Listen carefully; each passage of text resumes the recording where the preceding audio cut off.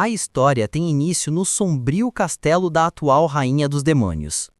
Tanto sua aparência externa quanto a atmosfera que o cercava transmitiam dureza e severidade, refletindo perfeitamente a personalidade de sua soberana. Contudo, naquela noite, algo fugia ao comum. As enormes portas da Câmara da Soberana foram escancaradas por um chute, e um sorriso lento e carregado de malícia surgiu em seus lábios. Afinal, apenas uma única pessoa poderia chegar tão longe em seu território: o lendário herói. O jovem guerreiro finalmente havia alcançado o destino final de toda a jornada heróica: atravessar o salão do trono e desafiar a Senhora dos Demônios em um combate até a morte. E isso deixava claro não apenas sua força, mas também sua coragem de enfrentar a temida líder da raça demoníaca. Por isso, a Rainha dos Demônios lhe concedia certo respeito, reconhecendo o esforço de ter superado cada prova até chegar ali. Seria, sem dúvida, um ato de bravura, talvez o último de sua vida. Mas antes que as espadas pudessem se cruzar e o sangue fosse derramado, um som inesperado cortou o silêncio. Uma lâmina caiu no chão frio da câmara. A soberana se surpreendeu, pois estava pronta para uma batalha feroz contra o campeão humano. Em vez disso, diante dela estava um rapaz de cabelos vermelhos e olhos vazios, chorando enquanto ria como um insano. Seu estado era deplorável, roupas em desalinho, corpo trêmulo, olhar perdido. Ele mal conseguia se manter de pé, e entre soluços e risadas murmurava que preferia ser morto de uma vez. Assim, em uma reviravolta inesperada, naquela noite não houve combate. O herói acabou sendo acolhido nos braços da rainha, que o deitou sobre o colo, afagando-lhe a cabeça com uma das mãos, enquanto segurava um cigarro com a outra. Com voz serena, afirmou que a vida traz tanto momentos bons quanto ruins, e que desistir após poucas quedas nunca seria a escolha certa. No íntimo, refletia sobre a crueldade dos humanos. Aquele jovem tão belo e ainda com apenas 17 anos havia sido arrastado de outro mundo e forçado a arriscar a própria vida por um rei tolo, por súditos submissos e por um reino apodrecido pela corrupção. E assim, de maneira inesperada, começava a história de um herói quebrado e de uma rainha demoníaca. Para onde isso os levaria, ninguém poderia prever, mas era certo que o desenrolar seria curioso. Sem motivo específico, a soberana decidiu cuidar dele. Deu-lhe uma cama macia, permaneceu ao lado durante a noite e passou o dia sentada por perto, fumando em silêncio, enquanto vigiava seu descanso. Era irônico. A temida Senhora dos Demônios cuidava justamente daquele cuja missão era destruí-la. Depois de algum tempo, o rapaz abriu lentamente os olhos avermelhados e cansados. A primeira pergunta que fez foi onde estava. Uma voz conhecida respondeu de perto, e por um instante ele pensou ter morrido e despertado no paraíso. Esse pensamento trouxe-lhe um sorriso distorcido, estranho e vazio, que surpreendeu a rainha. Essa expressão era perturbadora. Ao perceber que não estava sozinho, o herói também se assustou e perguntou se a soberana havia morrido junto com ele e agora compartilhava o mesmo paraíso. Ela negou sem demora. Quando reparou nas próprias feridas ainda abertas, concluiu que continuava vivo. A dúvida seguinte surgiu imediatamente. Onde exatamente estava? A rainha explicou sem pressa que estavam em um dos aposentos do castelo demoníaco. E contou que, após chorar até os olhos ficarem tão vermelhos quanto seus cabelos e adormecer em seu colo, foi ela quem o carregou até ali. Com isso clarificado, ele quis saber quando ela pretendia finalmente matá-lo. A resposta veio fria, mas simples. Morte não haveria. Ao menos não por enquanto. Ao ouvir isso, em vez de se sentir aliviado, o jovem parecia ainda mais abatido. Enquanto isso, os corredores da fortaleza permaneciam envoltos em sombras, iluminados apenas pela luz da lua que entrava pelas janelas e pelo brilho alaranjado do cigarro aceso da soberana. Ao caminhar por seus domínios, não deixava de se questionar o que havia de errado com aquele rapaz. Já estava ali há algum tempo e, curiosamente, ela sequer sabia o seu nome. Pensar nele a fazia corar levemente, algo que a confundia. Talvez fosse ele quem tivesse algo de peculiar, ou talvez fosse ela quem estivesse estranha naquela situação. Em certo momento, enquanto cumpria tarefas pelo castelo, notou uma forte luz vinda do grande balcão. Ao se aproximar, encontrou o jovem parado sob o luar, imóvel como uma estátua. A cena a fez parar por um instante. Aproximando-se devagar, perguntou se ele apreciava o céu estrelado.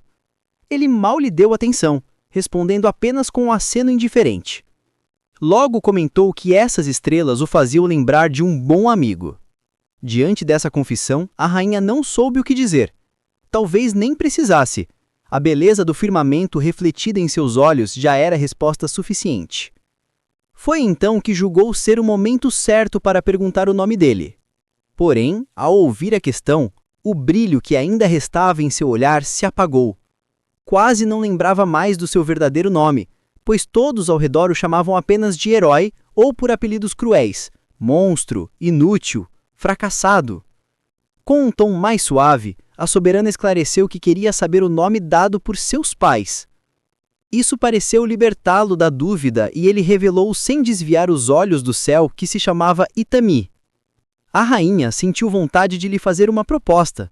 Suas palavras, ditas em voz baixa e envolvente, fizeram com que o herói ruborizasse e chorasse novamente, sem razão aparente. Ela estranhou aquilo. Parecia que o garoto não conseguia conter as lágrimas sempre que se aproximava dela, por mais que tentasse escondê-las. A verdade é que naquele mundo cruel, seu nome só havia sido chamado 2 vezes antes. O simples fato de ouvi-lo novamente despertava nele uma gratidão difícil de descrever. Assim, a soberana percebeu que não queria tratá-lo pelo título de herói. Decidiu chamá-lo apenas de Itami. Com o rosto levemente corado, abriu um sorriso largo que deixava à mostra um de seus imponentes presas, ergueu os braços e declarou com firmeza que, a partir daquele momento, ele poderia viver livremente em seu castelo e seria o seu guarda-corpos pessoal. Além disso, todos deveriam chamá-lo apenas por seu verdadeiro nome. Aos olhos de Itami, aquela figura, tida como a mais cruel de todas, parecia agora um anjo enviado do céu. Cada vez que ela pronunciava seu nome, sentia que as feridas de seu coração se fechavam pouco a pouco. Quando enfim ouviu dela que poderia ser feliz ali, as lágrimas de tristeza deram lugar a lágrimas de alívio e esperança. Pela segunda vez em sua vida, sua alma quebrada começou a se recompor, ainda que de forma lenta. A noite intensa se transformou em aurora, e o sol iluminou os muros da fortaleza demoníaca. Itami caminhava pelos corredores ao lado da rainha. Felizmente, os demônios dali não sabiam como o herói realmente se parecia, o que lhe permitia circular livremente pelo castelo sob a proteção dela. A presença de um novo aliado humano no castelo pegou Itami de surpresa. Ele jamais imaginou que a facção demoníaca tivesse relações tão próximas com humanos, a ponto de permitir que circulassem livremente sem levantar nenhuma suspeita. A rainha confirmou calmamente. De fato, havia alguns acordos secretos com certos indivíduos do mundo humano. Além dele, 3 outras pessoas haviam servido no exército demoníaco, mas atualmente estavam infiltradas como espiões nos reinos vizinhos. Mudando de assunto, ela quis conversar sobre algo importante com Itami. Ao fitá-lo de perto, reparou em seu estado lamentável. Vestia apenas um moletom gasto, digno de um mendigo, e calças que mal se sustentavam, compondo um conjunto desastroso da cabeça aos pés. Os olhos da soberana se detiveram em suas mãos, cobertas de cicatrizes, marcas de batalhas e confrontos que só um sobrevivente poderia carregar. Observando-o por inteiro, não pôde deixar de se perguntar quantas vezes aquele jovem havia trocado de roupa desde que chegara àquele mundo. A resposta, dita com certa vergonha, foi que nunca tivera oportunidade de fazê-lo. A rainha mal conseguia acreditar. Pelos registros oficiais, o herói fora invocado há 2 anos, quando o rei humano anunciara sua chegada ao mundo. Contudo, a verdade era ainda mais cruel. Itami havia sido trazido 2 anos e meio antes. Durante os primeiros 6 meses, permanecera acorrentado a uma mesa, servindo de cobaia para um homem perturbador que o submetia a experimentos dolorosos, dia após dia.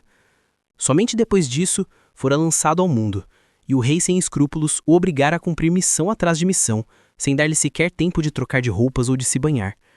Enquanto caminhavam pelos corredores do castelo, o jovem contou isso em tom quase casual, mas cada detalhe era como uma punhalada no coração da soberana.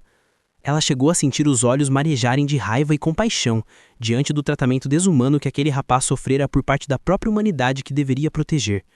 Foi nesse momento que decidiu oferecer-lhe roupas novas. Afinal, até mesmo o cheiro que o acompanhava, e não num sentido figurado, era pesado, como se a própria morte o seguisse. Era urgente que tomasse um banho, pois nem mesmo a rainha suportava mais aquele odor sufocante. Em meio a isso, um pensamento aleatório surgiu quase como uma piada cruel. Até mesmo um herói derrotado tinha alguém ao seu lado, enquanto tantos rapazes humanos permaneciam sozinhos no dia dos namorados. Certamente, haveria mais heróis deprimidos no mundo real, e cada um deles buscaria sua própria rainha demoníaca, aquela que reinaria em seus corações. Voltando ao presente, a prioridade era conseguir roupas novas para Itami. A melhor escolha era chamar-se Beth, a fiel assistente da soberana. De pele morena e um único chifre do lado esquerdo da cabeça, a criada respondeu prontamente ao chamado. Sua reverência era impecável e repleta de disciplina. Curiosamente, a rainha tratava-a com muito respeito, pois prezava pelos que estavam sob o seu comando. Assim, apresentou Itami a Sibete como amiga de confiança e serva pessoal. A jovem fez uma reverência elegante mais uma vez, mas em seguida lançou ao rapaz um olhar insistente, curioso, quase invasivo. Aproximou-se demais, tocando-o sem pedir permissão e elogiando seu rosto. Para ela, ele era atraente, embora frágil, natural para um humano. Virou-se então para a soberana e perguntou, de modo ousado, se aquele rapaz pretendia ter namoradas. A estranheza da questão deixou tanto a rainha quanto o herói sem reação. A senhora dos demônios agiu de imediato. Tapou os ouvidos de Itami para que não ouvisse mais bobagens e anunciou uma punição a Sibete, descontando 1000 moedas de ouro negativas de seu salário. Pela reação abatida da serva, dava para perceber que esse tipo de castigo era rotina, quase sempre pelo mesmo tipo de atitude. A rainha chegou até a se lembrar de um ditado antigo: um chefe que corta o seu salário até as profundezas, como um dragão que perde as escamas e mostra sua verdadeira pele. Resolvido o mal-entendido, voltaram ao assunto principal: encontrar roupas adequadas para Itami. O castelo não possuía muitas peças que servissem humanos, mas havia uma alternativa: o guarda-roupa do irmão da rainha, que acumulava pilhas de roupas numa sala gigantesca. Sibete, apesar das excentricidades, era competente nesse tipo de tarefa, e a rainha confiava em sua dedicação ao castelo. Sem demora, conduziu-os até o depósito onde estavam guardados os trajes. A visão era impressionante: montanhas de roupas, todas pertencentes a uma única pessoa. Aquilo a irritava, pois ela sabia que a atual namorada do irmão adorava vesti-lo como um boneco, descartando depois todo o restante. Enquanto isso, Itami temia que o irmão dela ficasse contrariado a se usassem aquelas roupas sem permissão, mas a rainha garantiu que não haveria problema. Afinal, ele só usava o mesmo sobretudo preto que ela mesma lhe dera de presente tempos atrás. Depois de uma longa busca, Sibete finalmente encontrou algo que poderia servir. A rainha não hesitou e ordenou a Itami que tirasse a roupa para experimentar. Acostumado a ceder à pressão, ele começou a se despir, revelando um corpo marcado, porém forte. As duas mulheres ficaram em choque diante da cena, incapazes de disfarçar a surpresa. A rainha, sempre com seu cigarro em mãos, esqueceu-se de acendê-lo de tão abalada. Confuso com os olhares, o rapaz perguntou por que o observavam daquela maneira, como se suas marcas fossem algo fora do comum. Para os demônios, questionar as marcas no corpo de alguém era grosseiro, mas a verdade é que ambas estavam ansiosas para saber como ele as havia conquistado. Por fim, depois de 2 anos e meio vivendo como um andarilho, Itami enfim parecia minimamente apresentável. Talvez não como o salvador lendário, mas ao menos como alguém digno de respeito. Mais tarde, enquanto a soberana estava imersa em relatórios, Sibete decidiu se aproximar levando-lhe uma bebida, aproveitando para satisfazer sua curiosidade. Queriam entender de onde vinham tantas cicatrizes. A teoria inicial foi de que Itami tivesse sido um aventureiro, hipótese plausível, ainda que ele não confirmasse. Contudo, pelo olhar distante do rapaz, era evidente que escondia algo maior. Nem mesmo os demônios resistiriam a tantas cicatrizes sem perder também a sanidade. Era uma carga muito pesada para qualquer mente. E a soberana sabia que lutas constantes corroem tanto quanto golpes físicos, especialmente se o adversário for alguém como seu irmão. Essas palavras escaparam de sua boca sem que percebesse, mas foram ouvidas com clareza por Sibete. E foi assim que a verdade veio à tona. Itami já havia combatido o irmão mais novo da rainha. Só ele seria capaz de deixar tantas marcas no corpo humano. A criada ficou atônita. Se aquele jovem havia sobrevivido a tal confronto, então sua força superava qualquer expectativa. Foi nesse instante que Sibete se lembrou de algo grave. O irmão da soberana estava retornando ao castelo naquele mesmo dia. Não havia como evitar o encontro. E, de fato, no grande salão, os dois rivais se cruzaram novamente. Ao reconhecerem um ao outro, não houve ódio ou medo, apenas um silêncio pesado. Ainda assim, o irmão não aceitaria ver Itami circulando livremente. Exigiu que ele invocasse a sua espada e cumprisse o pacto feito no passado. O rapaz ergueu a mão marcada e chamou sua lâmina lendária, Sagi, que voou pelos corredores até repousar em sua palma. O acordo entre eles estava prestes a ser honrado. Com o sol se pondo, ambos deixaram o castelo para resolver suas pendências em um duelo. Itami, nervoso, começou a contagem regressiva para o início da luta. Seus olhos, antes apagados, agora brilhavam com nova intensidade. Ao chegar em um, ordenou que Sagi atacasse. A lâmina disparou no ar como em raio, mas o adversário, ágil e experiente, saltou sobre ela e montou-a como uma prancha em movimento. Era uma resposta absurda e imprudente, mas que revelava sua habilidade inumana. Surpreso, Itami chamou Sagi de volta. Ambos, entretanto, lutavam de maneira dispersa, cometendo erros bobos, até mesmo colidindo de forma desajeitada. No fim, acabaram os dois caídos no chão, lado a lado, em meio ao duelo mais estranho que o castelo já havia presenciado. Dessa vez, ninguém saiu gravemente ferido. Tudo que Itami e o irmãozinho conseguiram dizer foi um simples "Santo Deus", enquanto a espada lendária repousava no chão, coberta de poeira. O silêncio que se formou entre os dois durou apenas alguns segundos, mas estava carregado de significado. Até que o irmãozinho não aguentou e começou a rir, primeiro abafado, depois gargalhando como se aquilo tivesse sido a coisa mais engraçada da vida dele. Ele sabia muito bem que Itami podia ter desviado do choque, mas escolheu não fazer nada. Só de imaginar a cena absurda dessa segunda luta, tão desajeitada e boba em comparação à primeira batalha brutal que tiveram, já fazia seu estômago doer de tanto rir. Contaminado pelo momento, o próprio Itami caiu na risada, mesmo sem saber direito o que havia de tão engraçado. Eram daqueles momentos que só eles entendiam. Quando a risada foi se acalmando, o irmãozinho deu um tapa no ombro de Itami, olhou bem nos olhos dele e disse sincero, que estava feliz de vê-lo vivo. Itami não chorava fazia dias, mas aquelas palavras, vindas de quem deveria ser seu inimigo mortal, quebraram algo dentro dele. As lágrimas caíram, carregadas de um significado impossível de colocar em palavras. Era parecido com a sensação que tivera naquela noite no balcão com a rainha demônio. Pesado, mas libertador. O irmãozinho até zombou, chamando-o de chorão, mas compreendia. De longe, duas figuras observavam, Sibete, completamente perdida, e a própria rainha. Para ela, era coisa de garotos, simples assim.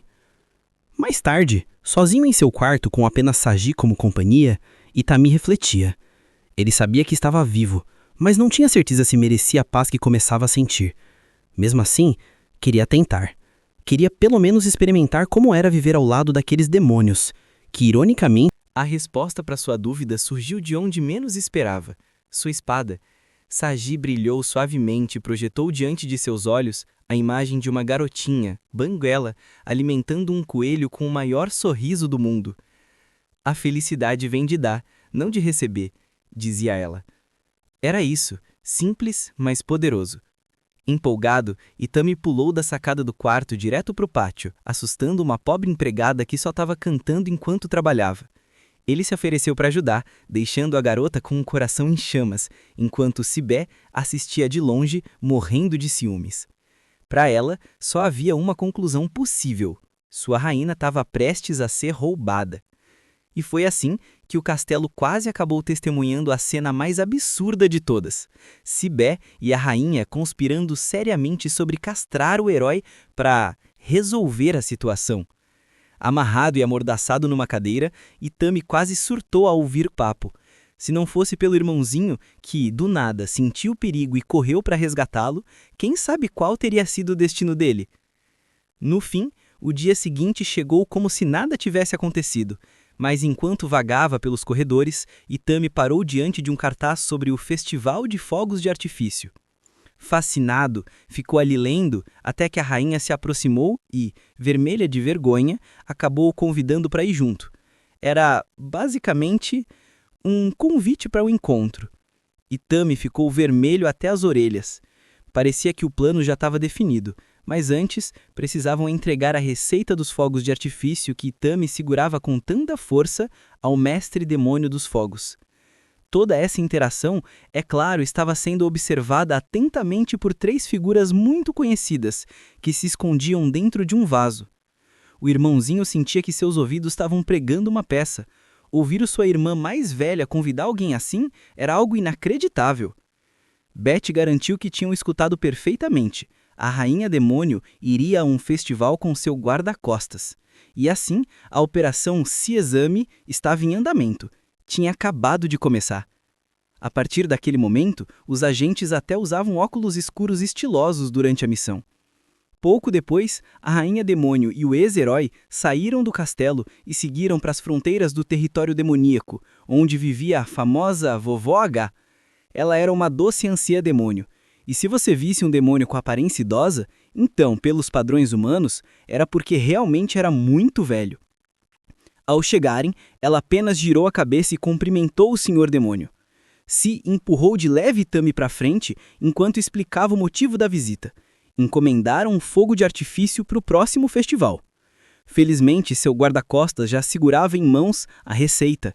Então, ele rapidamente mostrou à vovó o pergaminho desgastado, com manchas vermelhas espalhadas, que presumivelmente eram de sangue. Para a anciã, ver uma receita tão tradicional foi um verdadeiro prazer. Ela fabricava fogos para festivais há 500 mil anos e, nesse imenso intervalo de tempo, mal lembrava da última vez que tinha feito um para um humano comum. Por sua vez, Iti, sempre respeitoso, entregou a receita com educação, agradecendo pelo favor. Contudo, antes mesmo de terminar suas palavras de gratidão, a vovó já havia retirado um artefato estranho para furar sua mão. Isso porque Sim tinha esquecido de avisar que aquela velha demônia utilizava sangue para criar seus fogos, por isso ela extraiu uma amostra num piscar de olhos. Ela ainda assim já pressentia que aquele fogo de artifício seria especial. Em seguida, virou a cabeça para observar os 2 visitantes, perguntando-se o que a rainha demônio fazia acompanhada de um humano em plena vista. O que viu foram 2 pombinhos que pareciam cuidar um do outro. E Tami ainda tremia de susto, enquanto Si assoprava de leve o dedo ferido pelo pequeno furo, e ao mesmo tempo sintetizava os ingredientes do futuro fogo. Intrigada com a cena, a anciã fez uma pergunta. Se eles sabiam como surgiu a tradição do festival de fogos de artifício entre os demônios. Com confiança, Sim respondeu que tinha lido em algum lugar que há 500 mil anos o primeiro rei humano havia criado os fogos de artifício. Essa afirmação, no entanto, provocou uma reação imediata e ruidosa de reprovação da velha demônio. Ela explicou em seguida que essa história do primeiro rei humano era apenas uma invenção ridícula feita por humanos para enganar outros humanos, e acrescentou irritada. Essa raça humana irritante sempre tenta se apropriar das conquistas dos demônios como se fossem suas. Enquanto falava, a explosiva anciã decidiu contar a verdadeira história do início do festival. Tudo começou há muito tempo. Tão antigo que, na época, todo o continente ainda poderia ser considerado um lugar pacífico. Segundo relatou, os eventos que levaram ao desenvolvimento dos fogos modernos começaram numa noite, 500 mil de anos atrás, quando uma jovem demônia descansava em um campo aberto. Esse campo, hoje em dia, faz parte do território demoníaco. Ela adorava deitar-se na grama tranquila e observar o céu estrelado. Era perfeito. O céu noturno era magnífico. Então, de repente, uma luz brilhante começou a voar pelo ar. Parecia uma estrela tentando subir e se unir às demais. Então, de repente, explodiu com um estrondo, espalhando pequenas luzes por todo o céu, bem acima de onde a demônia estava olhando. Era lindo, talvez até mais do que as estrelas que tanto amava. Ao ver aquela explosão de cores tão próxima, sentiu seu coração acelerar. Levantando-se da grama, correu entre as árvores determinada a descobrir de onde vinha aquela estrela explosiva. Ela sabia a direção e estava desesperada para resolver o mistério. Sentia que estava a poucos metros de realizar o sonho de trazer as estrelas um pouco mais perto. Talvez não só um pouco, talvez o bastante para tocá-las com as próprias mãos. Sem perceber, já corria ofegante, lágrimas escorrendo pelo rosto diante da possibilidade de que seu desejo se tornasse realidade. Do outro lado, porém, não encontrou uma estrela explosiva, mas sim um humano, um jovem que se amaldiçoava por não ter conseguido brilho suficiente em seu suposto fogo de artifício. A demônia corou ao vê-lo. Em seu coração, soube de imediato que aquele rapaz podia realizar seu único desejo de vida, e talvez até mais. Curiosa por natureza, a jovem se fascinou ainda mais pelo humano que a recebeu com tanta gentileza. Ela não tinha visto nada como aquela coisa brilhante que ele chamava de fogo de artifício. Achou realmente incrível e queria ver ele criar outro. Ao perceber o entusiasmo dela, o jovem logo se animou, deixou de lado o desânimo e, com determinação renovada, preparou-se para tentar de novo. Assim como ela, que também havia decidido que aquele seria o seu maior objetivo. Nos olhos dele brilhava o espírito da ambição ao jurar que faria o maior e mais brilhante fogo de artifício que o mundo já vira. Um que superasse até as estrelas, tão luminoso que sua mãe pudesse vê-lo de qualquer lugar que estivesse. Enquanto isso, a demônia podia sentir o espírito do rapaz quando ele declarava sua vontade de criar algo que pudesse ser visto até por pessoas de outro mundo. Ela admirava tudo naquela vontade, e tudo nele, como se fosse parte de uma história querida, onde imaginação e realidade se misturavam. Para ela, era surreal. Naquele instante, o rapaz percebeu que estava se deixando levar pelas emoções e pediu desculpas, achando que soava ridículo, já que mal haviam se conhecido. Mas seu olhar firme impressionou a demônia, que, em vez de repreendê-lo, disse que ele não estava sendo tolo. Pelo menos para ela, não parecia nada tolo. Desde aquela noite em que se conheceram, a semente do amor começou a germinar. Agora a demônia sabia como era ter um sonho, mesmo sem entender como alcançá-lo antes. Achava que o jovem era incrivelmente corajoso, e num mundo com tão poucos sonhadores, ter tanta paixão por uma única coisa era algo único. Porque aspirar a coisas extraordinárias em meio à vida comum e tediante é o que faz tudo valer a pena. Desde então, mesmo conhecendo ele há pouco tempo, a jovem demônia decidiu ficar ao lado dele e ver seus sonhos florescerem como estrelas no céu noturno. Queria apenas compartilhar essa jornada incrível, passo a passo, até que esses sonhos se tornassem realidade. Há alguns anos, a jovem demônia havia adquirido sua fascinação pelas estrelas. Perguntou a ela por que as estrelas brilhavam toda noite sem se cansarem. A mãe explicou pacientemente que as estrelas são como amigos especiais, que nunca se cansam de fazer os outros felizes. Uma estrela é alguém que gosta de ver os outros sorrirem. Por isso, brilham toda noite sem falta para iluminar este mundo escuro, nos fazendo sentir seguros e felizes. Mas ainda restava outra pergunta: por que nunca descansam? A mãe respondeu que simplesmente não descansam, que estão sempre lá, no alto, cuidando de todos, como guardiãs do céu, sempre disponíveis para qualquer um que precise olhar para cima, não importa a hora. Como se dissessem que mesmo nos momentos mais sombrios, sempre tem uma luz para guiar. Por algum motivo, essa memória com a mãe a jovem recordou, embora no fundo soubesse o motivo. É porque finalmente encontrou a estrela mais brilhante e radiante do mundo, e a enxergou nos olhos cheios de espírito daquele rapaz, que rapidamente se tornou a sua própria estrela. Assim, ele cumpriu seu desejo de trazer as estrelas um pouco mais perto. No fim das contas, ela só precisava de uma, e a partir daquele momento não permitiria que nada se colocasse entre seu amor e seu sonho. Ele tinha os olhos cheios de esperança, transbordando de uma energia intensa capaz de dar vida a qualquer coisa. Claro que podia ser um pouco presunçoso e se esforçar o tempo todo, mas era perseverante. E é isso que realmente importa. Nesse sentido, era forte, mais forte do que a maioria. Além disso, era bondoso. Sempre sorria enquanto fazia todo tipo de coisas. Encontrava felicidade nos pequenos detalhes, e por isso ela tentava ajudá-lo em tudo o que pudesse oferecer. No entanto, a realidade é cruel. A vida só pode dar até certo ponto, e a jovem demônia não conseguia ajudar o rapaz. Quando finalmente se sentiu satisfeito em poder chamar aquilo que fez de verdadeiro fogo de artifício, seus olhos ainda brilhavam com luz. No entanto, seu corpo já era frágil e, de tempos em tempos, precisava descansar sob a sombra da floresta onde os amantes se conheceram pela primeira vez. A jovem demônio dizia muitas vezes para que ele não se esforçasse tanto, mas Izumi permanecia jovem de coração. Embora os estragos do tempo fossem inevitáveis, ele sabia que sua esposa amorosa se preocupava com ele constantemente naqueles dias. Não encontrava palavras adequadas para agradecer o suficiente, Milhares de agradecimentos jamais seriam suficientes por todo o amor e cuidado que ela lhe deu durante tantos anos. Mesmo depois de tanto tempo, a jovem demônio ainda curava sempre que Izumi era gentil com ela. Aquela noite seria a noite.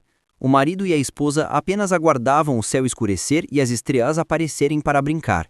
Estiveram juntos por décadas, e mesmo assim, a jovem demônio ainda encontrava consolo ao recostar sua cabeça sobre os ombros de Izumi, que um dia foram largos e fortes. Nos anos de ocaso, Izumi não conseguia evitar lembrar da mãe e da casa em que viveram. Recordava-se de como ela sempre sorria ao ver os fogos de artifício. Tinha certeza de que o sorriso da mãe era mais brilhante que qualquer fogo de artifício no mundo.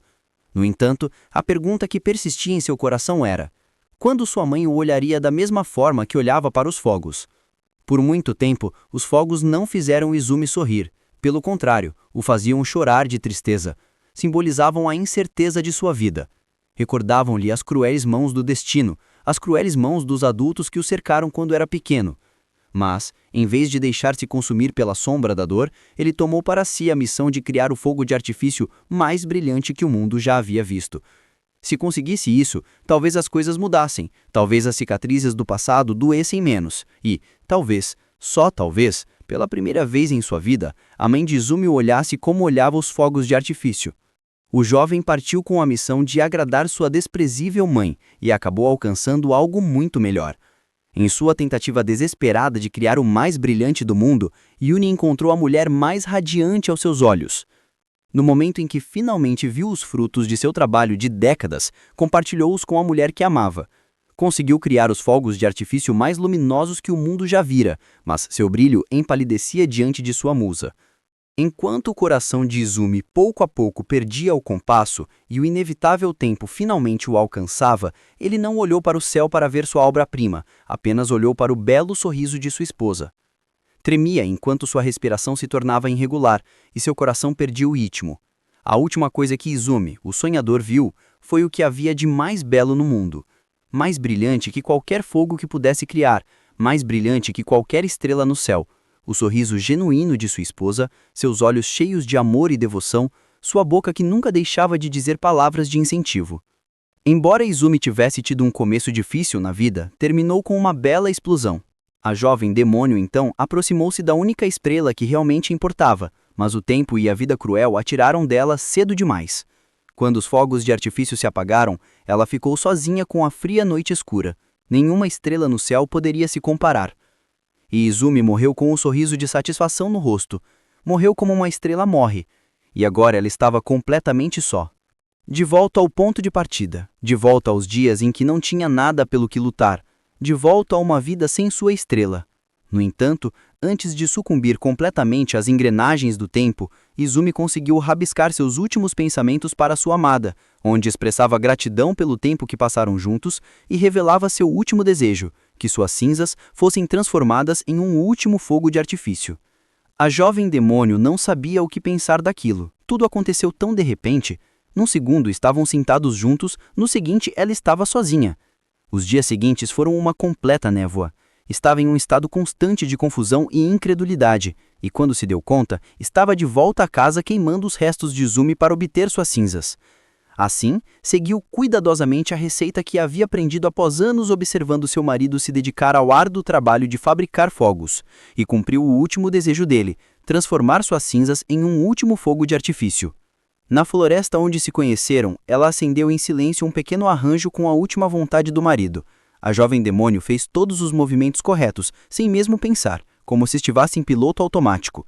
A alma de Izumi, sua ambição, seu sonho, sua vida, tudo foi embalado em 3 pequenas cápsulas explosivas, cujas últimas explosões não foram particularmente grandiosas nem luminosas. Pelo contrário, foram modestas, vulneráveis, feitas de dor e amor. Foi a última contribuição de Izumi para o mundo. A jovem demônio assistiu quando o rapaz por quem se apaixonou no instante em que conheceu se transformou em nada mais do que uma lembrança colorida. E quando as cores se apagaram, não restou absolutamente nada. Pela primeira vez em muito tempo, teve uma reação diferente do seu estado catatônico. Suas mãos tremeram ao alcançar o rosto e as lágrimas, a dor, o amor, a saudade, tudo colapsou sobre ela como a explosão de um grande fogo de artifício. Estava devastada e reuniu todas as forças apenas para se manter de pé. Quando tudo foi liberado, restou apenas uma casca vazia do que um dia fora. A jovem demônio, caso ainda não tenha percebido, se chamava Hank. A mesma vovó Hank. Foi Izumi quem ensinou que em seu mundo, um mundo diferente, as pessoas lançam muitos fogos de artifício uma vez por ano. Ele contou com entusiasmo a história de como sua mãe era a pessoa mais feliz do mundo quando esse dia chegava todos os anos, e como quando ela sorria, ele também era feliz. Há muito tempo, Izumi havia ligado seu amor pelos fogos à mãe e, embora pudesse soar tolo, era o que o impulsionava naqueles tempos. O Hank lembrava de como Izumi costumava dizer que, graças aos fogos, ele podia continuar recordando o rosto da mãe e que talvez, através deles, ele também pudesse recordá-lo. De volta ao presente, milhares de anos depois, a vovó Hank concluiu sua história sobre como esse dia ajuda os demônios a não esquecerem os rostos daqueles que amaram há muito tempo. Não importa quanto tempo passe desde que uma pessoa especial morreu, os fogos que ambos contemplaram nunca deixarão que esqueçam seu rosto, porque qualquer pessoa importante que você perdeu há muito tempo estará viva durante aquele breve momento de explosão. É por isso que se criam receitas de fogos como a que Itami carrega consigo, a luz brilhante do fogo, feito com seu sangue. E essa receita trará de volta alguém, por um instante apenas, enquanto o céu se enche de luz.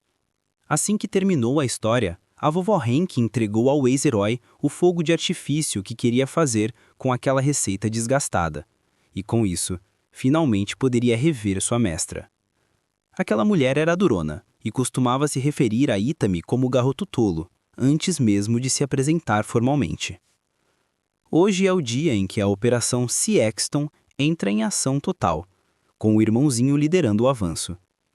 Amanhã à noite será o início oficial da missão, a noite do Festival de Fogos de Artifício. O irmãozinho levava aquilo muito a sério, já que Cibete e sua namorada formavam o restante da equipe. Havia apenas um objetivo principal, e o irmãozinho decidiu demonstrá-lo de uma forma estranha, mas bem característica dele, usando seus inquietantes bonecos de voodoo, de seu amigo e de sua irmã mais velha, fazendo-os se beijarem com intensidade. Por incrível que pareça, a criada pessoal da rainha, Ain, achou a ideia perfeita. Em contrapartida, a namorada do irmãozinho ficou bastante tonta só de pensar nisso, já que era muito tímida. Esse seria um plano perfeito, não fosse por um problema grande e bem evidente. Frustrado, o irmãozinho tirou de novo seus sinistros bonecos de voodoo e começou a batê-los um contra o outro zangado, porque Itami e Si não faziam nenhum esforço para se beijarem de verdade. Por isso, o primeiro passo da equipe especial era descobrir por que esses dois jovens e atraentes não queriam dar um simples beijo nos lábios. Quando o irmãozinho pediu ideias, a primeira coisa que ocorreu a Cibete foi que talvez a rainha demônio não gostasse do garoto humano porque ele era feio. Ouvir isso fez a namorada do irmãozinho ficar vermelha até a raiz do cabelo. E embora fosse bom que Cibete participasse da fase de planejamento, o irmãozinho simplesmente não acreditava que essa fosse a razão. Para ele, sua irmã não gostava de Itami porque o pobre coitado parecia um galho queimado, ou até algo pior. De qualquer forma, a resposta parecia bem simples. Bastava tornar Itami mais apresentável. Nesse momento, sua namorada entrou em cena, já que precisavam desesperadamente da ajuda dela nessa missão. Não havia ninguém mais capaz de resolver esse problema além da namorada dele. Provavelmente seria fácil encontrar Itami. Bastava procurar pelos cantos do castelo, onde um jovem poderia estar chorando ou algo assim. E era a missão do irmãozinho achá-lo e deixá-lo com uma aparência melhor. Depois de receber os fogos de artifício dedicados à sua mestra, Itami não conseguiu evitar lembrar de suas experiências com ela. Como naquela noite, diante da fogueira após uma batalha sangrenta, quando a lendária espada SGI estava coberta com o sangue dos inimigos que o herói havia acabado de massacrar. Mesmo naquela época, sua mestra continuava chamando ele de garoto tolo e se recusava a usar seu nome, ou até mesmo a chamá-lo de herói. Aquela mulher simplesmente o encarava como um inútil sem salvação e sua língua afiada podia ser cruel às vezes. Naquela noite, ele perguntou quem ele realmente era, e como ele ainda era bem novo naquele mundo, sem as incontáveis cicatrizes no corpo, nem a marca horrível no rosto, apenas respondeu que era o herói. Era quando ainda sentia orgulho por ser chamado de campeão da humanidade, quando acreditava que seria aquele que mataria o Senhor Demônio e salvaria os humanos, ou alguma idiotice assim. Estava cheio de vida e motivação, mas sua mentora de cabelos verdes só o olhou com pena nos olhos. Ao perceber que ele falava sério, tentou conter o riso prendendo a respiração, mas não conseguiu esconder totalmente a zombaria. Por fim, não aguentou mais e soltou uma gargalhada tão forte que terminou chorando. Quando ele perguntou por que diabos ela ria da missão dele, ela simplesmente desdenhou, dizendo que não era nada, apenas que tinha dado vontade de rir. De volta ao presente, no castelo do Senhor Demônio, a namorada do irmãozinho vagava irritada pelos corredores à procura daquele guarda-corpos, já que não suportava aquele sujeito. E justamente a ela cabia a tarefa de deixá-lo mais apresentável de alguma forma. Na verdade, ela odiava aquele jovem com todas as forças. Cada vez que pensava no estado em que seu amado havia ficado depois do duelo contra Itami, as pernas tremiam e logo a ira a dominava. Odiava até os ossos o novo guarda-corpos da rainha pelo que ele havia feito para o seu homem. Somando isso à dificuldade de encontrar alguém naquele castelo enorme e labiríntico, o resultado era uma jovem tremendo de raiva e puxando os cabelos de frustração. Mesmo assim, depois de desabafar e tentar controlar o mar de fúria dentro de si, parecia que o destino não queria que ela perdesse o controle. Itami simplesmente estava ali, parado diante dela, descansando como um zumbi sem rumo. Assim chegamos rapidamente à noite do festival de fogos de artifício, onde um jovem atraente, de corte de cabelo recém-feito, estava em meio à multidão barulhenta, aparentemente à procura de alguém. Pelo visto, a namorada do irmãozinho tinha feito um ótimo trabalho em transformar o ex-herói, ainda que um pouco. Com roupas novas e o corte fresco, ele estava bem melhor do que quando entrou pela primeira vez no castelo do Senhor Demônio, parecendo um andarilho sem esperança.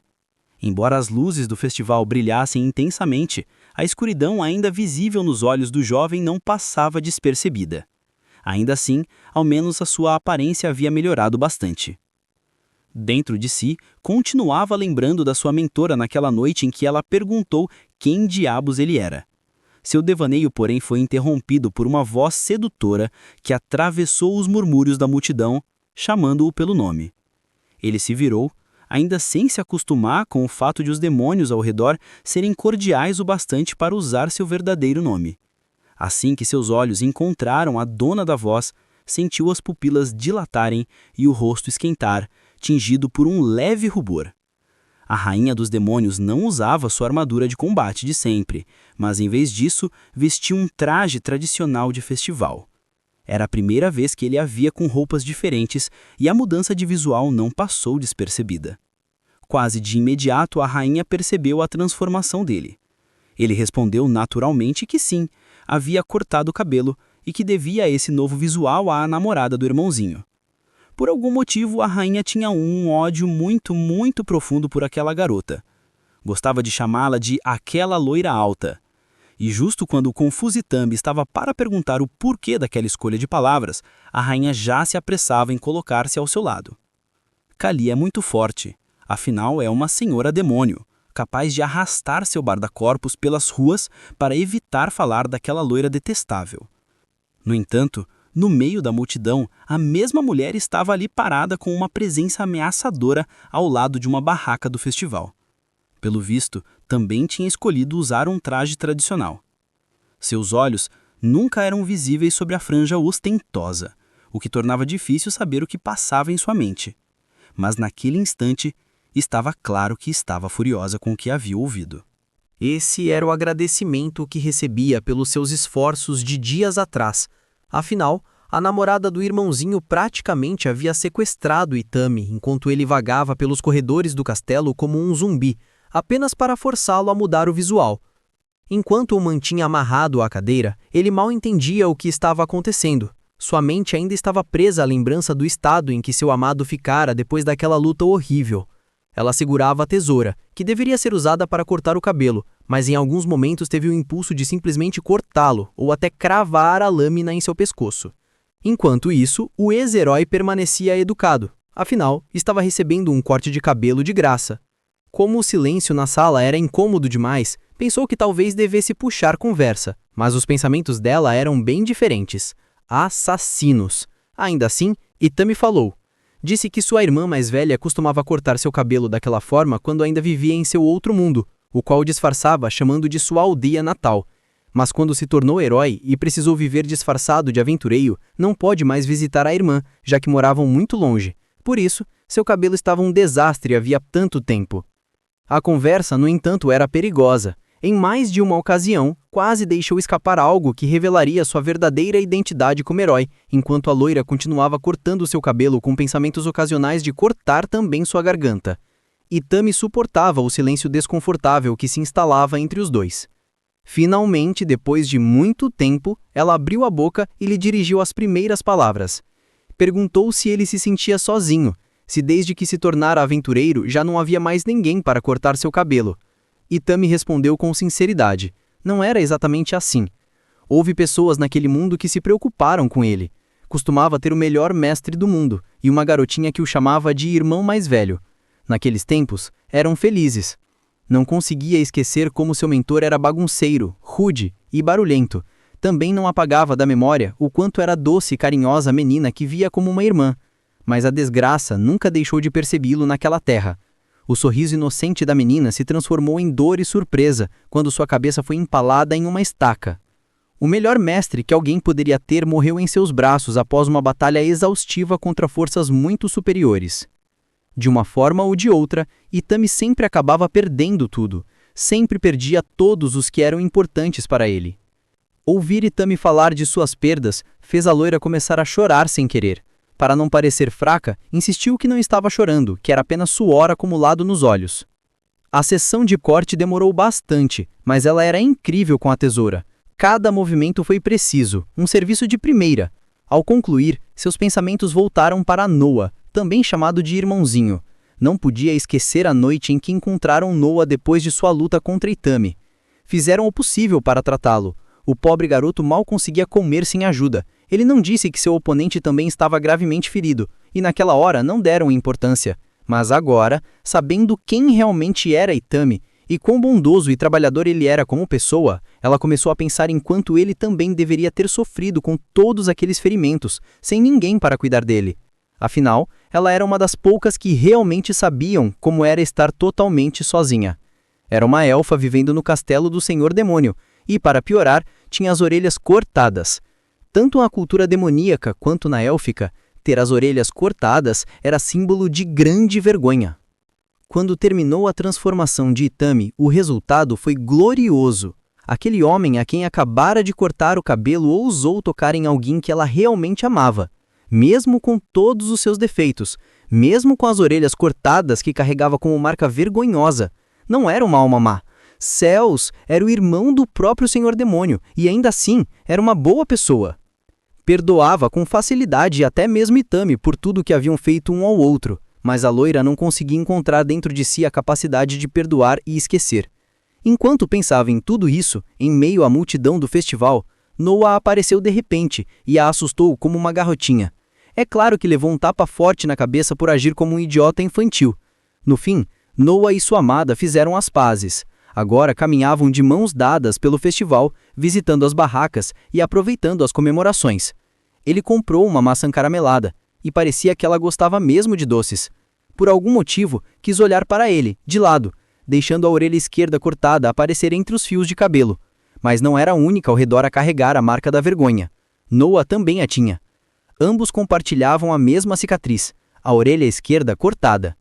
Enquanto ela observava fixamente aquela orelha, Noah chamou a atenção com seu tom relaxado de sempre. Reconheceu que ela tinha feito um bom trabalho deixando Itami bem arrumado. Na verdade, tinha ficado tão bonito que até ele mesmo, o irmãozinho, tinha vontade de beijá-lo.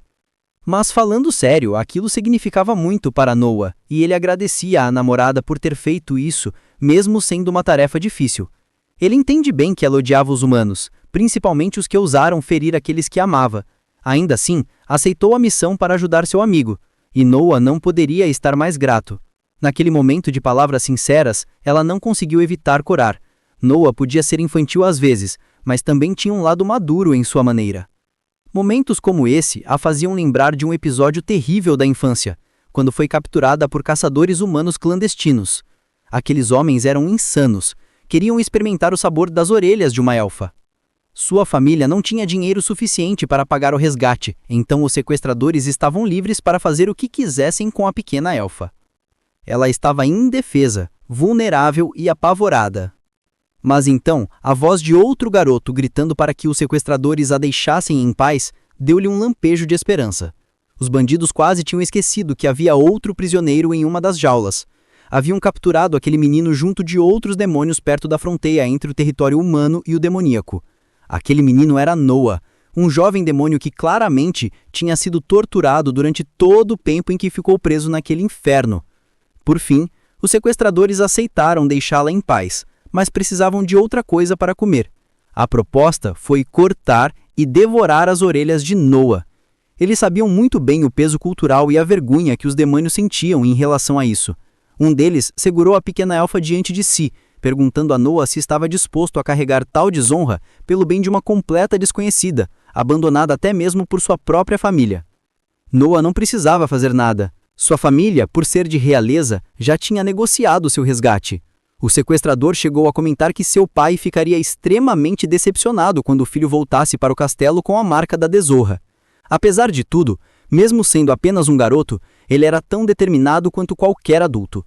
Seu pai lhe ensinara que o papel de um demônio no mundo era ajudar as criaturas frágeis. Ao olhar nos olhos daquela menina assustada, percebeu que não havia ninguém naquele lugar que precisasse mais de ajuda do que ela. Mesmo que isso custasse uma vida inteira de vergonha, mesmo que lhe arrancasse o orgulho, mesmo que doesse como um inferno, ele faria aquilo de bom grado como um orgulhoso membro da realeza. Mais do que qualquer coisa, Noah queria que ela sorrisse novamente. Noah cerrou os dentes e suportou a dor em silêncio como um verdadeiro demônio. Até hoje, já adulta, aquela elfa nunca esqueceu a determinação gravada nos olhos dele naquela masmorra. Ela, em contrapartida, era apenas uma criança indefesa que havia perdido toda a esperança, tomada pelo medo do que estava por acontecer. Essas memórias dolorosas nunca a deixaram, nem mesmo agora. E a cada dia que passava, a gratidão e o amor que sentia por Noah só aumentavam. Ela faria qualquer coisa por aquele homem. Enquanto isso, voltando à nossa dupla principal, Cien e Itami já haviam deixado o caos da rua principal, onde as barracas e a multidão se amontoavam. Ambos preferiam a tranquilidade do penhasco ao mercado. Além disso, era o melhor lugar para ver os fogos de artifício. Estava prestes a começar, mas parece que haviam chegado cedo demais, então teriam que esperar mais um pouco. Mesmo antes do espetáculo, o céu noturno já oferecia sua própria beleza. Uma chuva de meteoros começou a cair. Itami observava as estrelas com atenção, comovido com a imensidão e o esplendor do céu. Do outro lado, a rainha Cien não fazia o mesmo. Ela queria observá-lo, queria descobrir o que se passava em seus pensamentos. Enquanto se perdia nele, começou a lembrar de seu primeiro encontro. Por alguma razão, ele parecia um andarilho, mas o que mais a marcou foi a expressão de alma perdida, como alguém que só queria que seu sofrimento acabasse. Sem pensar muito, Cien perguntou por que ele queria morrer naquele dia. Itami hesitou, tentando encontrar a melhor resposta para uma pergunta tão carregada. No fim, apenas disse o que lhe veio à mente. Queria que a rainha demônio o matasse porque se sentia preso no fundo de um vaso entupido. Ele não sabia absolutamente nada sobre aquele mundo, e por isso decidiu confiar naqueles que o haviam invocado, nas pessoas que o arrancaram de sua terra natal. Mas quando finalmente começou a entender como aquele lugar funcionava, já havia perdido todos que se tornaram importantes para ele. Ao compreender o conflito entre humanos e demônios, passou a odiar a si mesmo. Sentiu vergonha e profundo arrependimento por suas ações, e, olhando para trás, sempre que via seu reflexo no espelho ou na água, sentia imediatamente vontade de vomitar. Para alguém considerado o salvador da humanidade, o suposto herói da história, seus sentimentos sobre esse papel estavam longe de ser heróicos. Diante disso, a rainha demônio lhe fez uma pergunta simples, quase inocente, mas devastadora. Perguntou se ele entendia que não precisava ser o herói da história. Era como se tivesse levado uma pedrada na cabeça. Sua visão de mundo começou a ruir, quando Cien continuou, questionando se algum dia ele realmente quis ser o herói desde o começo. Nunca tinha ouvido essa pergunta desde que chegara àquele mundo estranho, e pela primeira vez percebeu que jamais havia se perguntado isso. O que significava, afinal, ser um herói? Itami começou a mergulhar em pensamentos até se lembrar de sua vida anterior, especificamente do tempo em sua cidade natal, onde sua irmã costumava chamá-lo de herói, mas de um jeito completamente diferente do que agora esperavam dele. Naquele mundo, ela o chamava de herói sempre que ele salvava o estômago dela com suas comidas incríveis, e, embora ele insistisse que não precisava agradecê-lo por isso, já que ela trabalhava em 2 empregos só para que sobrevivessem, aquilo não era nada comparado a tudo que ela fazia constantemente por ele. Sua irmã o amava muito. Para ela, não havia ninguém mais doce ou adorável que seu irmãozinho, e ainda assim, achava que apenas estava cumprindo o papel que uma irmã mais velha deveria ter.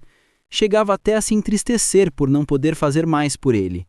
Mas, apesar de tudo, mantinha a esperança, e repetia que não deviam se preocupar, pois tinha certeza de que um dia faria uma grande descoberta no campo da teoria das cordas, e a partir daí, o dinheiro viria como um rio caudaloso.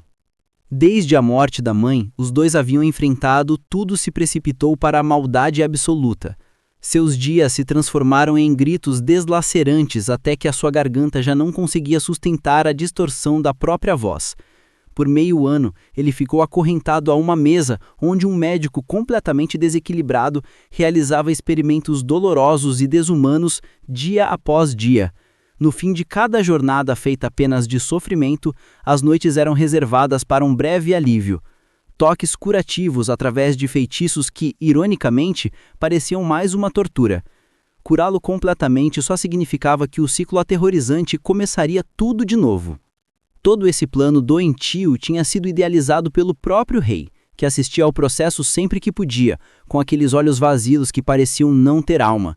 Apenas uma pessoa ousava questionar seus métodos, a mentora, a mulher que Itami conhecia como sua mestra, e que se perguntava qual era o sentido de submeter alguém a tanta crueldade.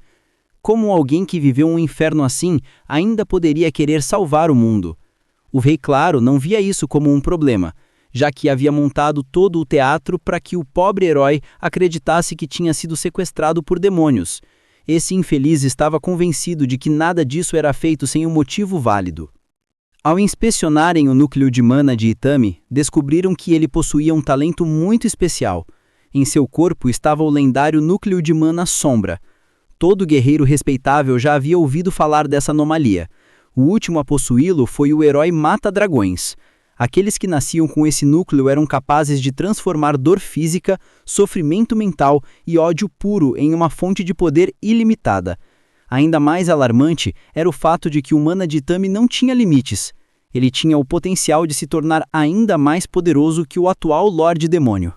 O rei delirante acreditava que estava fazendo tudo aquilo para proteger seu povo dos demônios, forçando um garoto de apenas 15 anos a suportar horrores além da compreensão humana.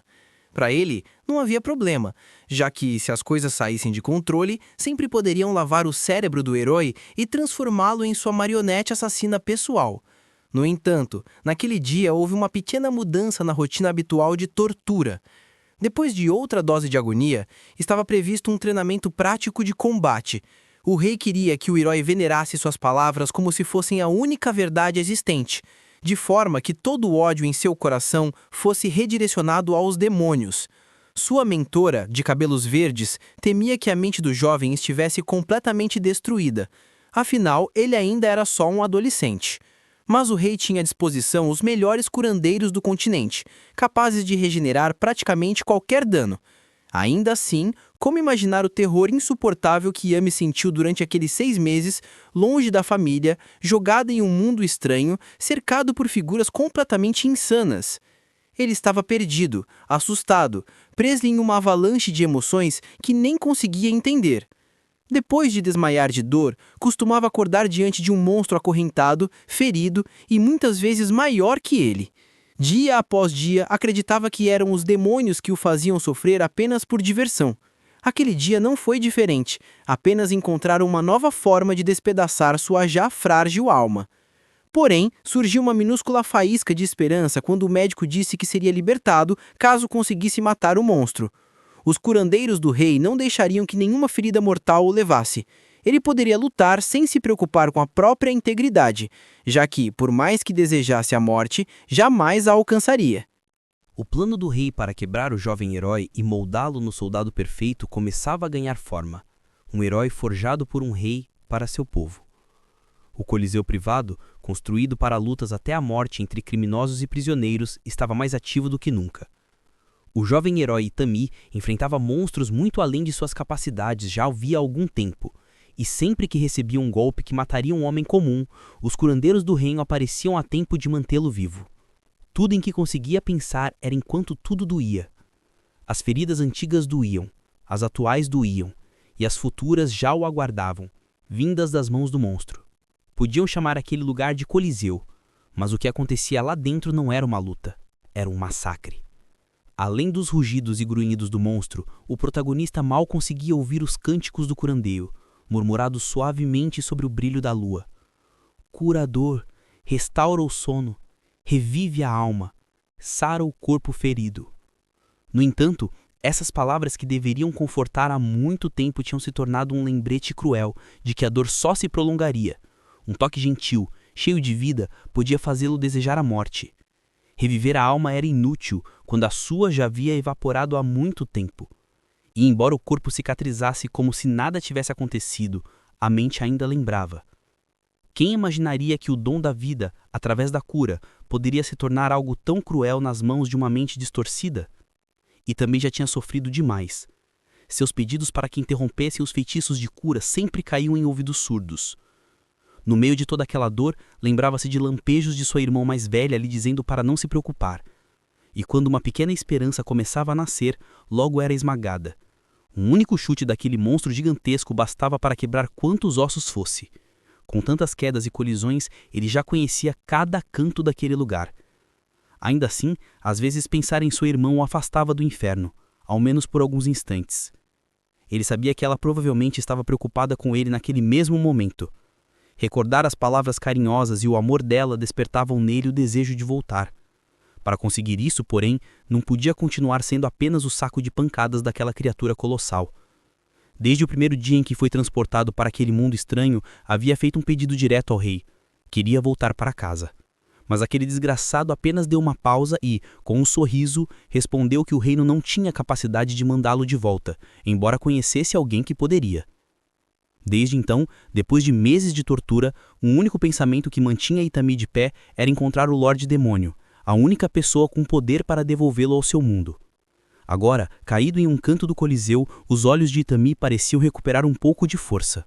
O toque curativo voltou a brilhar, fechando primeiro suas feridas mais graves. Naquele instante, ele lembrou-se das palavras do médico que o lançara naquele combate mortal. Diziam que dentro daquela jaula podia fazer o que quisesse, pois simplesmente não poderia morrer. Foi então que sua mente desabou de vez. Em meio ao desespero, comparou sua situação absurda à de um videogame.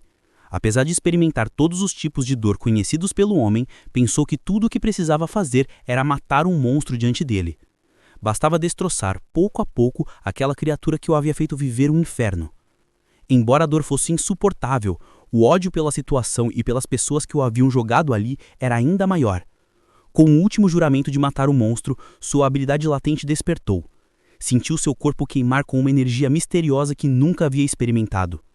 Queimava tanto que se tornou prazeroso, e ele se prometeu que mataria aquele gigante terrível e depois daria o próximo passo.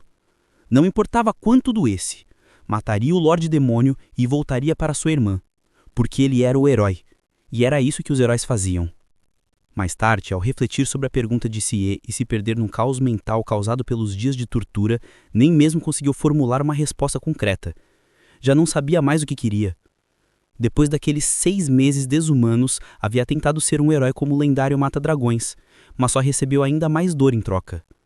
Perdeu as pessoas que amava. A cabeça da sua irmãzinha cravada em uma estaca.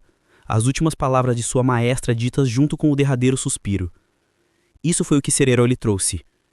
E também acreditava ter falhado. Deveria ser o salvador, mas não conseguiu salvar aqueles que mais amava. Quando tentou seguir o caminho do herói tradicional, demônios inocentes sofreram. mas quando desistiu desse papel, não houve ninguém para proteger os humanos. Fizesse o que fizesse, escolhesse o lado que escolhesse, alguém sempre acabava ferido. A rainha demoníaca sabia bem o que significava carregar um fardo tão grande neste mundo. Sabia que era praticamente impossível agradar a todos. Não importava o que alguém fizesse, sempre haveria sofrimento. Era assim que o mundo funcionava.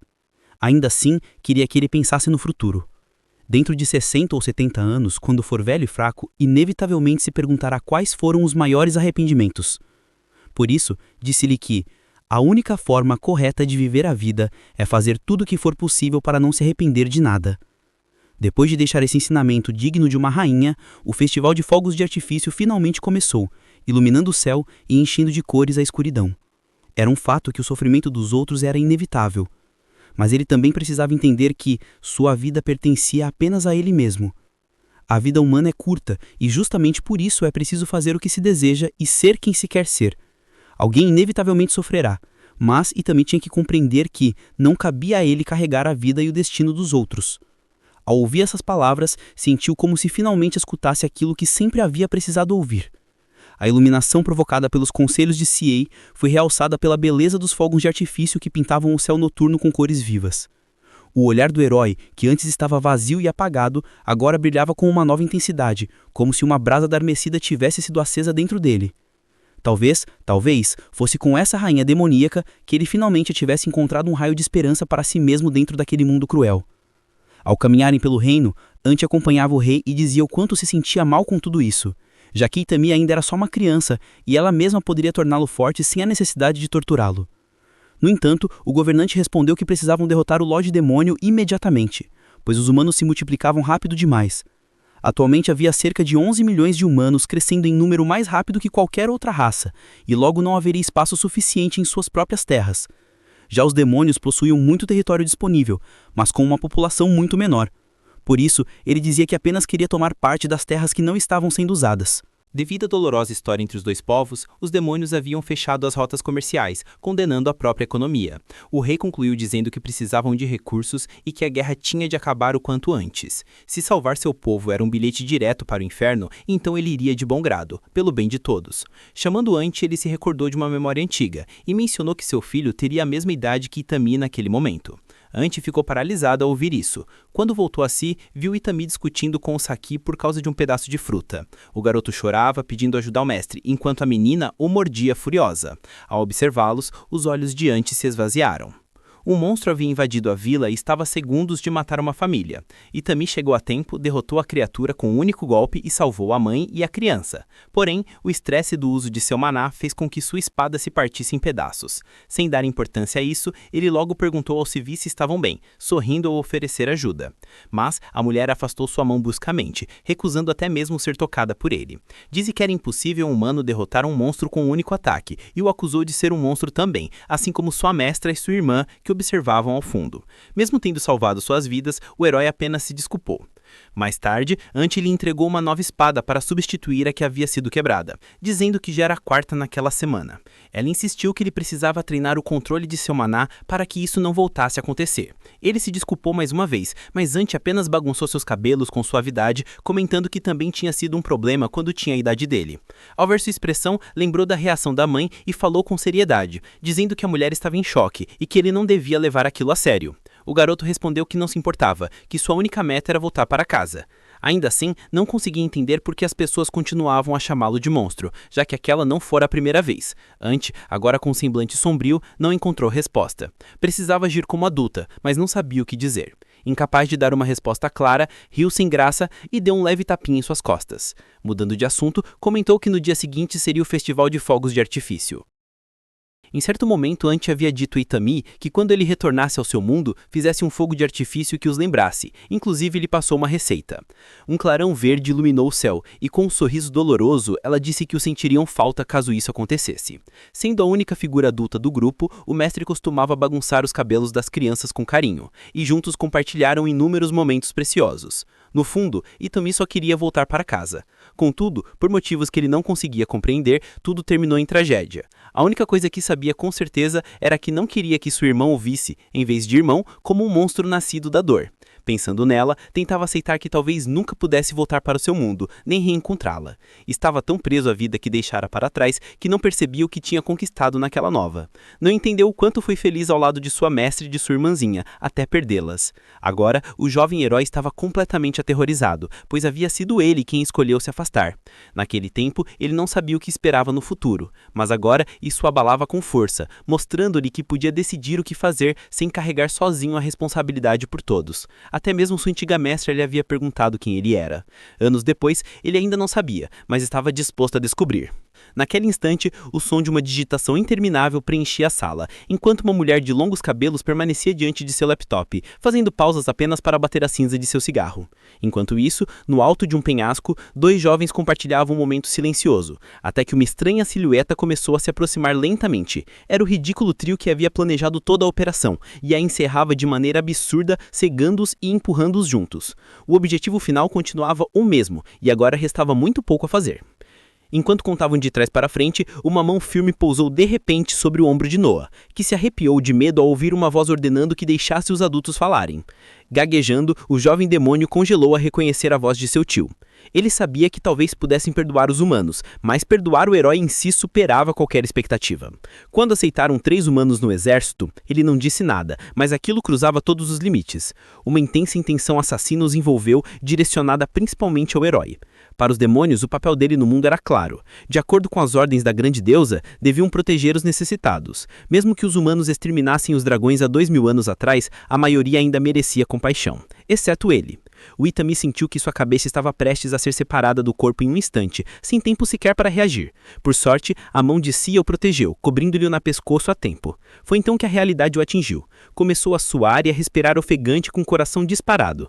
Cia ainda segurava a espada, detendo-a a poucos centímetros de seu pescoço, enquanto o tio tentava forçá-la a avançar. Sorrindo, o demônio ergueu a cabeça e naquele gesto se parecia demais com seus sobrinhos. Mesmo ainda tentando continuar o ataque, ao encontrar o olhar de Sie, sua expressão não perdeu o sorriso. Mas a senhora demônio ordenou que recuasse. Sem piscar, ele manteve os olhos fixos na sobrinha, deixando claro que não pretendia deixá-los escapar. Nesse meio tempo, Itami permanecia imóvel, ciente de que aquele demônio atrás dele poderia tirar-lhe a vida em um único golpe. Lembrou-se do momento em que havia apontado sua espada contra um jovem demônio que erguia os braços pedindo clemência, mas não poupou nenhum deles. Mesmo em meio aos gritos desesperados, ele prosseguiu. Trilhava um caminho solitário, o corpo manchado pelas vidas que havia tirado. Cansado dessa existência, muitas vezes caía no chão, atormentado pelas lembranças dos demônios que assassinara, se perguntando por que não deixou nenhum sobreviver. Seus ossos o perseguiam, arrastando-o junto deles. No fim das contas, sentia que merecia isso. O herói havia ceifado 103 vidas. Enquanto Cia mantinha a lâmina afastada de seu pescoço, ordenou ao tio que parasse e os deixasse em paz. Mesmo sem desviar o olhar nem por um segundo, ela entendia que ele não tinha intenção alguma de recuar. Quis explicar tudo, mas, sem opções, a senhora demônio começou a conjurar um feitiço. Foi então que Itami falou, dizendo que o tio estava certo. Com o sorriso firme, declarou que era grato por tanta bondade, mas que não merecia tanta compaixão. Afinal, muitos sorrisos, inclusive os mais preciosos para ele, haviam desaparecido por sua culpa. Carregando o peso de suas escolhas e responsabilidades, concluiu que só sabia trazer sofrimento aos outros. Para ser honesto, considerava sua vida totalmente inútil. Ao dizer isso, recordou-se do momento em que Ante o nomeara seu guarda-costas. Despertando de seu estado depressivo, se perguntou o que estava fazendo e lembrou-se de que precisava assumir o controle de sua vida. Nesse momento, outro par de mãos tentou afastar a espada. Enquanto recordava sua mestra falecida, o demônio nocauteou Noah com um único soco. Ao recolher o punho, apertou com força. Sorriu e agora mirou Sie. O herói lembrou-se de quando sua mestra o chamava de seu garoto e quando Sie o chamava de guarda-costas. Ele não era apenas o herói, na verdade nunca foi somente isso. Era um irmão mais velho, um aluno problemático, um amigo de Noah e um ajudante das criadas. Justo quando a senhora demônio levantava os braços para se defender, uma mão apareceu ao lado do rosto demoníaco de seu tio e o empurrou com força, lançando-o vários metros para trás. Itami havia despertado contratado para proteger Sie acima de qualquer outro papel. Ele era seu único e verdadeiro guarda-costas. Sua vida não se resumia apenas a ser um herói. Ele se lembrou disso e se convenceu de seu novo propósito, proteger Sie. Com sua espada à frente, preparou-se para lutar. O herói rapidamente compreendeu quão poderoso ele realmente era. Embora soubesse que não poderia vencer, avançou, pois seu único objetivo era manter o demônio afastado de sua mestra. Lançou seu punho com toda a força, deixando seu maná rugir, mas ficou pasmo ao ver seu golpe contido com apenas uma mão e um sorriso confiante. Tentou novamente, agora mirando o estômago do demônio, mas dessa vez nem sequer foi bloqueado, simplesmente porque o tio não precisou. A boca de Tamim ficou aberta de surpresa, era como se estivesse golpeando uma parede grossa e impenetrável. Então, chegou sua vez de receber o golpe. Um único soco no abdômen tirou-lhe o fôlego e o lançou do penhasco. Caiu pesadamente, quase atingindo os espectadores do festival. Tentou falar, mas não conseguiu. Percebeu que seus pulmões haviam sido esmagados por um único golpe. Tentou chamar Saki, mas não conseguia articular palavras. Enquanto isso, o demônio pediu sua espada e começou a se aproximar lentamente. O sorriso confiante do demônio confirmava que ele não tinha a menor chance. À distância, um jovem demônio observava outros dois treinando à luz do dia. O mestre olhava com orgulho para o seu aluno, enquanto o jovem permanecia nas sombras, aparentemente de uma classe social inferior. Suas mãos machucadas seguravam a espada de madeira, mas, para sua surpresa, esta foi substituída repentinamente por um buquê de flores. Ao erguer o olhar, seu rosto sombrio iluminou-se com uma luz suave e brilhante. Uma jovem da raça dragão sorria para ele com ternura. No presente, o tio avançava pedindo sua espada e a pegava no ar. Itami tentou fazer o mesmo, mas não conseguia nem falar. O demônio percebeu e disse para não se esforçar demais, pois seus pulmões e estômago haviam sido parcialmente destruídos. Afirmou não ter certeza sobre monstros como ele, mas, para a maioria, aquela seria uma ferida mortal. Acrescentou que seria gentil naquele dia e retirou algo do seu colete, uma poção de curação. Ofereceu a Itami, mas, em troca, ele deveria ajudá-lo a matar Sie. Nesse momento, o tio lembrou-se de que, ao limpar sua espada vermelha, só pensava em um rosto, o da Rainha Dragão, que conhecera quando criança, alguém que sempre sorria para ele com uma cálida expressão indescritível. Incapaz de evitar a aflição causada por essa lembrança, suspirou enquanto passava o pano sobre o assal. Naquele instante, lembrou-se de uma jovem Sie olhando para cima com um sorriso semelhante, mas mais vívido e luminoso. Reafirmando que seria gentil naquele dia, o demônio ofereceu novamente a poção a Itami, exigindo que ele ajudasse a matar Sie. O herói, ainda tentando se levantar, caiu novamente. Divertido com o seu estado lamentável, o demônio se virou, dizendo que faria ele mesmo. Com essa ameaça final, anunciou que mataria Noah e salvaria aquele mundo à sua maneira. Mas, justo ao terminar a frase, sentiu algo no tornozelo. Itami havia mordido sua perna. Ele não podia fazer muito mais, mas o fez, com desespero. Em outro lugar, uma fotografia de uma mulher ruiva estava cercada de flores brancas. O protagonista era apenas uma criança quando sua mãe morreu. Era muito jovem para entender, mas sua irmã chorava inconsolável. Ele queria dizer algo para consolá-la. Abriu os lábios, mas nada saiu. Então, os fechou, apertou os punhos e rangeu os dentes, chorando junto com ela. As palavras ficaram presas na garganta, incapaz de ajudá-la. Naquele momento, se sentiu inútil e voltou a se sentir assim quando Saki morreu e novamente quando Ant caiu. Ao ver seu reflexo distorcido, quase vomitou. O tempo todo se via como um homem inútil. Esses pensamentos o perseguiam a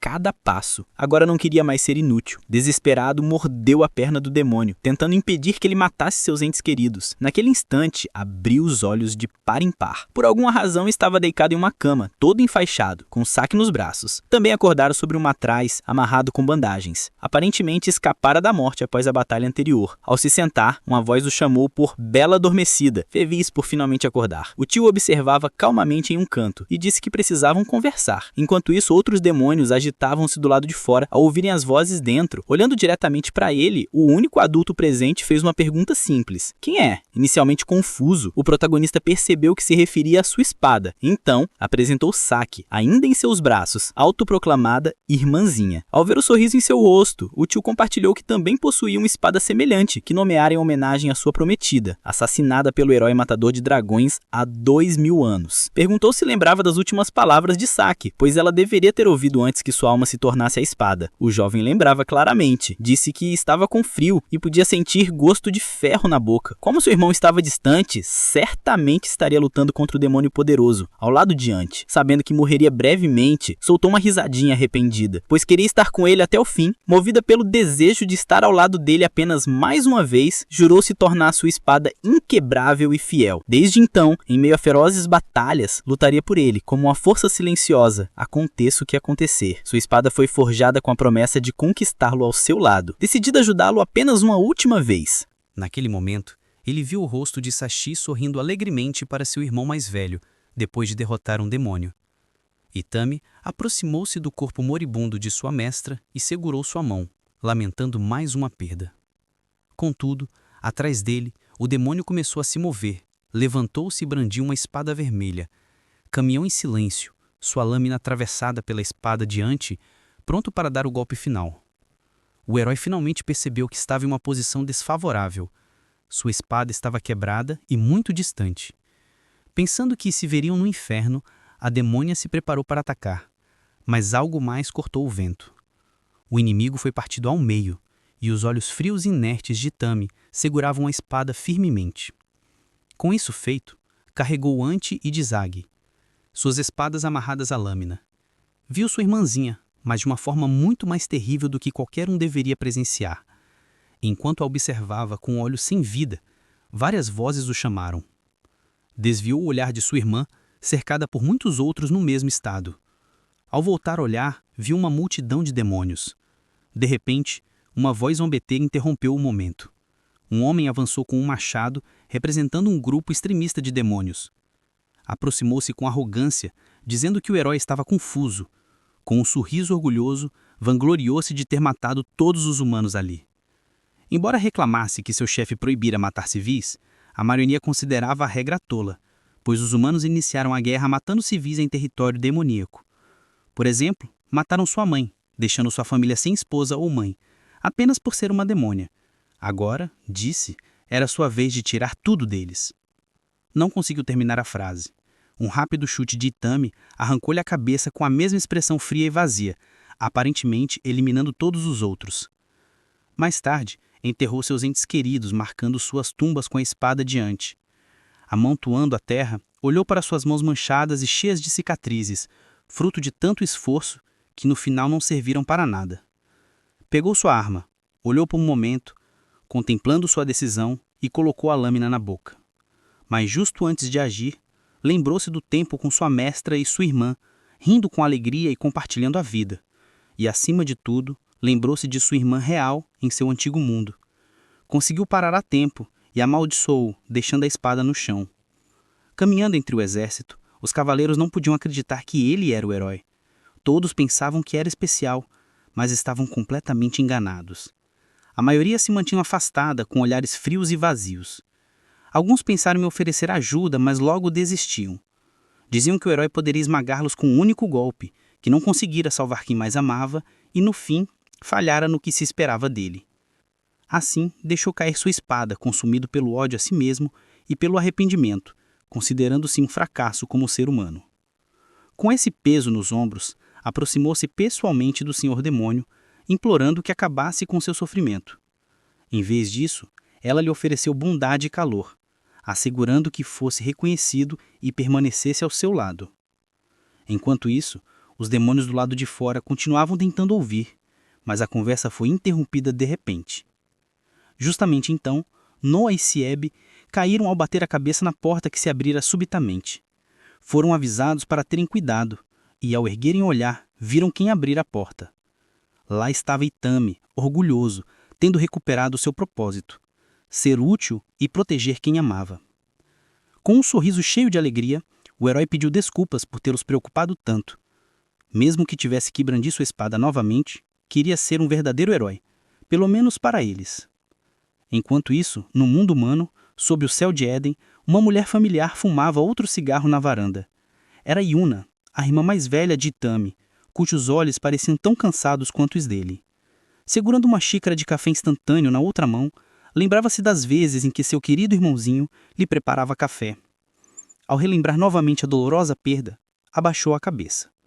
Quando criança, Yuna embalava seu irmãozinho nos braços, olhando-o com tanto amor e calor, sem conseguir evitar sorrir de alegria. Mas agora, seus olhos não mais continham amor, mas um anseio sombrio e uma determinação firme. Após alguns minutos em silêncio, voltou ao quarto, pensando na luz verde que levou Itami num instante. Dentro havia incontáveis folhas de pesquisa espalhadas por toda parte, testemunha de sua determinação e desespero. Enquanto a caminhava entre elas, ignorou o telefone, que vibrava incessantemente com mensagens pedindo que abrisse a porta e não seguisse com seu plano. Nesse ponto, os avisos não significavam mais nada para ela. Já havia decidido o que faria. Então, fortes batidas retombaram na porta, como se fossem prestes a quebrá-la. Pressionando algumas teclas no computador, John entrou em uma câmara cilíndrica, ainda ignorando os gritos que lhe pediam para parar. Em sua mente só havia um pensamento: o rosto de Itami, olhando para ele com olhos aterrorizados. A máquina começou a funcionar e uma voz do lado de fora suplicava desesperadamente para que a desligasse. Uma mulher batia na porta sem parar, se recusando a se render e avisando que aquilo era extremamente perigoso. Mas já era tarde. Uma luz púrpura, semelhante à que levara Itami, começou a consumir o corpo de Yuna. Com um sorriso satisfeito, Johnny celebrou a oportunidade de finalmente seguir seu irmão. De volta ao outro mundo, ao sair da sala, Yami se reuniu com seus amigos, que lhe contaram que Noah tinha boas notícias. Por outro lado, ela esperava por seu tio na porta e perguntou rapidamente sobre o que haviam conversado. Ele minimizou, dizendo que não era nada de importante, apenas uma conversa rápida entre homens. Contudo, já conhecendo seu jeito como demônio, ela insistiu que parasse de escapar e explicasse tudo. Ele respondeu que tinha muitas coisas a fazer e que não poderia lutar por ela na cerimônia anual. Como alternativa, convenceu o herói a tomar seu lugar e lutar em seu nome. Ao ouvir isso, Yami explodiu. Apenas alguém próximo ao Senhor Demônio poderia participar de uma batalha assim. Ele havia deixado de ser essa pessoa para ela, desde que Itami se tornou seu guarda-costas. O demônio foi atender outros assuntos e disse que voltaria a tempo para o casamento de Noah. Suas palavras a deixaram boquiaberta. Inicialmente não conseguiu reagir, tentando processar a grande notícia. Enquanto isso, já as de álcool tinintavam quando todos brindavam a sobrevivência de Itami diante de seu terrorizante tio. As criadas suspiravam e se apaixonavam ainda mais, coradas enquanto observavam. Para amenizar a situação, Sibete entregou uma túnica ao herói, pedindo que a vestisse. Ninguém sabia que o velho demônio apenas queria testar a determinação do novo guarda-costas. Enquanto todos celebravam, Si mantinha uma expressão séria e desaprovadora, observando seu irmão e sua noiva rindo com amor.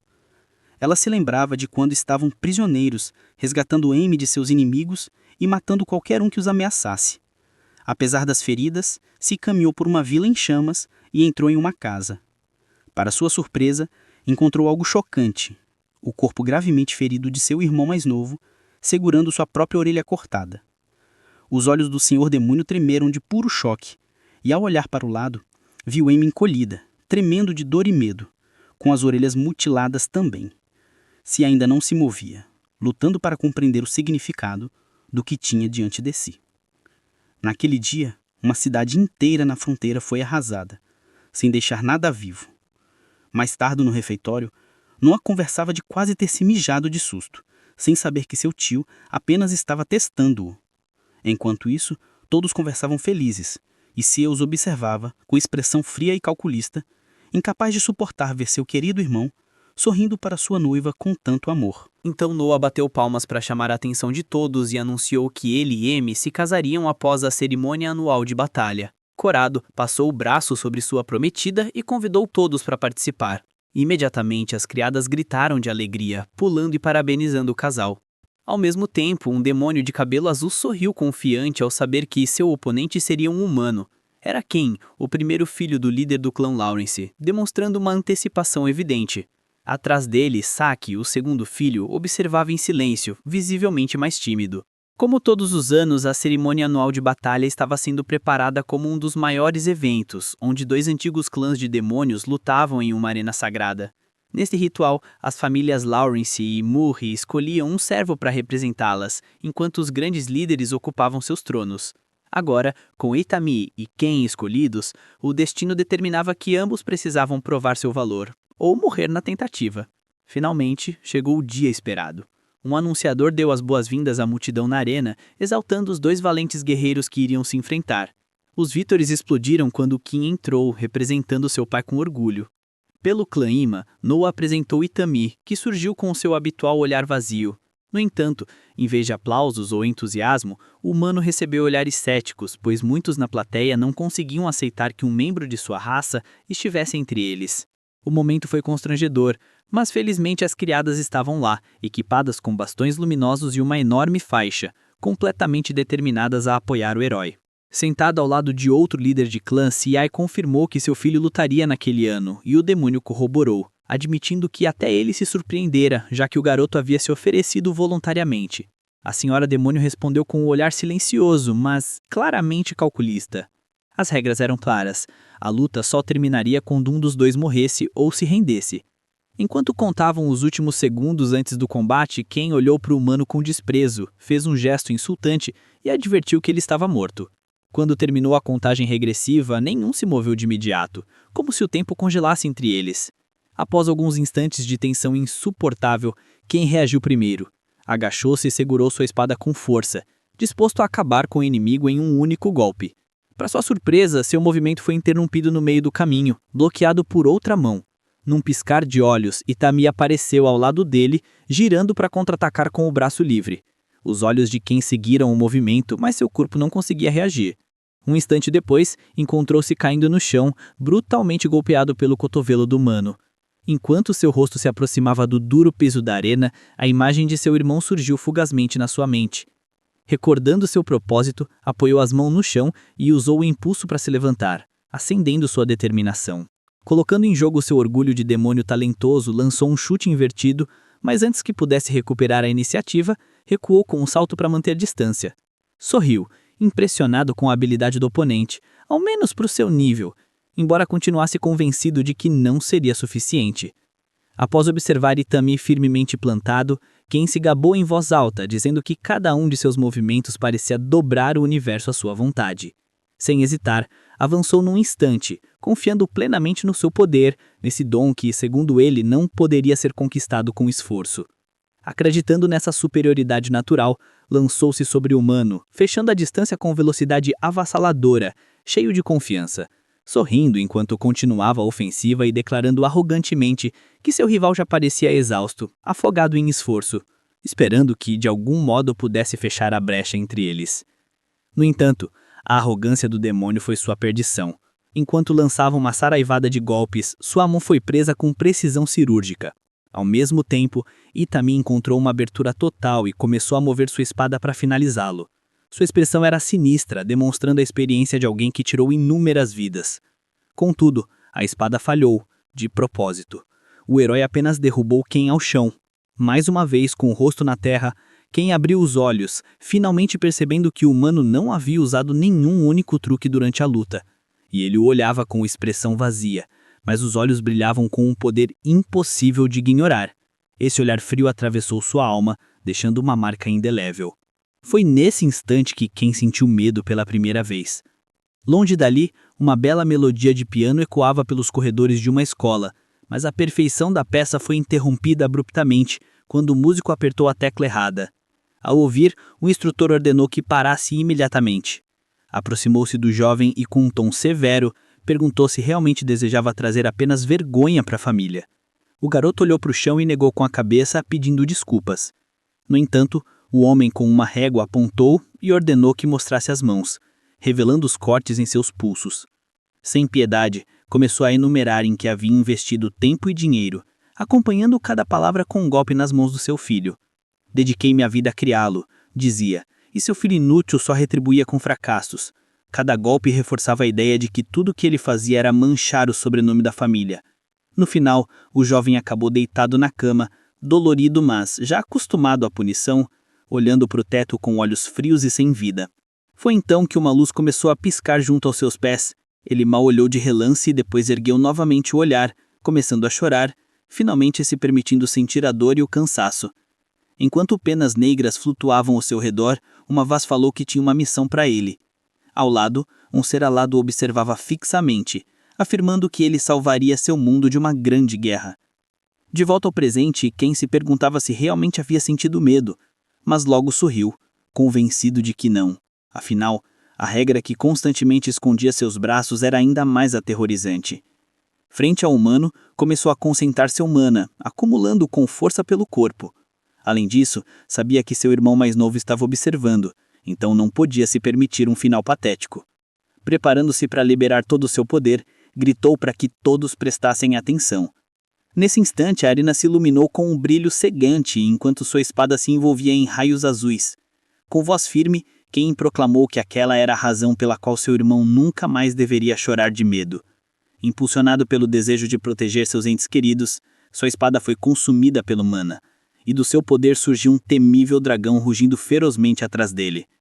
Itami, por sua vez, lembrando-se do despertar após a luta com o tio, questionava-se se realmente tinha direito de lutar por aqueles que amava, e mais ainda, se tinha direito a amar depois de tudo que havia feito.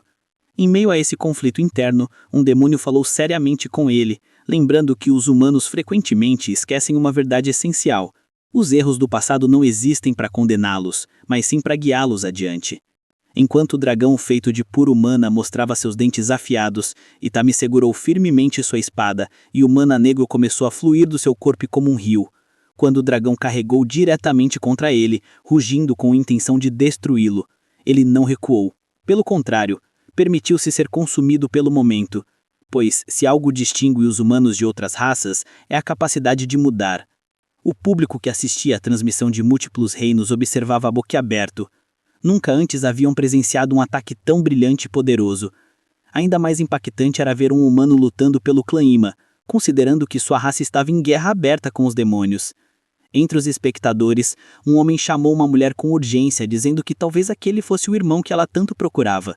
Surpreendentemente, a irmã de Itami estava no reino dos anões e declarou com convicção que seu irmão jamais machucaria uma tia. Enquanto caminhava pelos corredores do local, falava com um sorriso nostálgico sobre o quão adorável, atencioso e divertidamente frágil ele era.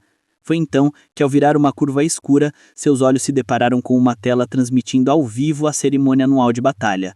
Nesse instante, Noah gritou orgulhoso, gabando-se de que seu amigo havia atravessado o raio sem um arranho. Ao ver a cena com seus próprios olhos, Juna ficou paralisada, observando em completo choque, como se visse um fantasma. 10 anos atrás, um demônio de cabelo azul caiu no chão durante um treino de espada. Apesar da dor, sorriu e elogiou seu oponente, reconhecendo seu grande potencial. Devolvendo o sorriso com expressão juvenil, estava Kim. Ambos se elogiavam mutuamente, um como estudante espetacular, outro como mestre respeitável. Enquanto conversavam sobre melhorias para a próxima vez, um cavaleiro desceu do céu trazendo notícias urgentes sobre sua mãe. Naquele momento, já haviam se passado 20 anos desde que Ken começou a viver como demônio em outro mundo. Correndo sem parar para os aposentos da sua mãe, lembrava claramente como a deusa lhe prometera uma vida de paz, até que o seu suposto sinal chegasse. Chegando ofegante, ansioso para confirmar o que ouvira, sua mãe pediu que se aproximasse rapidamente. Ordenou firmemente aos guardas que os deixassem a sós, recusando-se a permitir que um médico examinasse o recém-nascido. Sentindo que algo não estava certo, Ken se aproximou com cautela e perguntou se estava tudo bem. Sua mãe, com expressão de preocupação e medo, olhou ao redor como se temesse ser ouvida ao descoberta. Depois de se certificar que estavam seguros, disse lentamente que o bebê era uma menina. Na família principal do clã Lawrence existia uma tradição absurda. A primeira filha deveria ser assassinada pelo líder do clã. Com lágrimas nos olhos, ela implorou que ele protegesse sua irmã, argumentando que ele era forte e capaz de fazê-lo. Suplicou repetidas vezes, mas quem sabia que ainda não era mais forte que o pai. Mesmo assim, com o rosto sério, aceitou o pedido e decidiu que precisava se tornar mais forte. Olhando para a pequena dormindo nos braços da mãe, fez um juramento silencioso de se tornar o guerreiro ideal, tudo para protegê-la. Após o nascimento da irmã, a saúde da mãe começou a se deteriorar gravemente, e ele teve de assumir a responsabilidade. Criar a irmã enquanto escondia seu verdadeiro gênero não foi fácil, mas também não impossível. No entanto, à medida que o corpo da menina crescia, a tarefa se tornava cada vez mais difícil. Sabia que em poucos anos seria impossível esconder a verdade de alguém. Olhando para o sorriso amplo e despreocupado de Saki, desejando apenas mantê-la segura, envolveu-a com uma túnica grossa e entendeu que precisava agir rápido. Solicitou então uma audiência com o líder do clã e pediu uma recompensa extraordinária caso vencesse a batalha anual. Por centenas de anos, o clã Iawari havia vencido todas as cerimônias. Derrotá-lo seria um momento histórico, e ele pediu uma recompensa igualmente histórica: abolir a tradição de matar a primeira filha. Tremores percorriam seu corpo enquanto falava, mas conseguiu manter a coragem. Se perdesse, prometeu se despedaçar ali mesmo na arena. Uma declaração tão radical que Saki conseguiu ouvir do outro lado dos muros. Enquanto isso, Itami estava envolto por raios de mana puro, mas emergiu completamente ileso, fulminando seu oponente com força aterroradora. Kim, observando do outro lado do campo, o encarava incrédulo, incapaz de aceitar que seu ataque mais poderoso havia sido neutralizado com tamanha facilidade.